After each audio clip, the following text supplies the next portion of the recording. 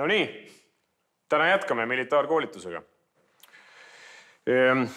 Poistele on see igati sobilik variant elukutse valikuks. Ja poistega läheme siis lasketiiru. Nii, aga mida tüdrukud teevad nii kaua? Te võite natukene vabamalt võtta praegu. No, aga kui ma tahan ka sõjaväelaseks saada, mis ma siis teen? Sina Sooveli katsu kõigepealt kehalise arvestusega hakkama saada, et see meil häbi ei tee.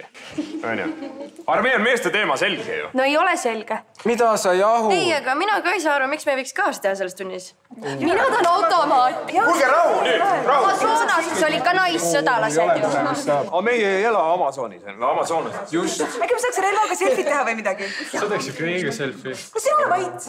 Ma ei tea, mina kavatsen kõik harjutused kaasa teha igatahes. No päriselt, sõjaväes on naised väga hinnas muide. Nad tegutsevad palju läbimõeldumalt ja ei hüppa kohe pea ees püünisesse. Anna! Minust saaks väga hea raketiväelane. Olgu, poisid! Ega päriselt, see on lihtsalt müüt, et meist seal mingit kasu poleks. Ega me iga püssipaugu peale närviatakki ei saa nagu mõned mehed siin. Mis sa minu otsa vaatad? No, olgu. Tavaliselt tüdrukud ei... Sõjaväe juures ei ole mitte midagi tavalist.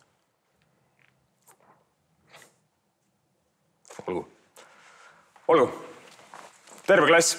Tüdrukud ka. Minu järel.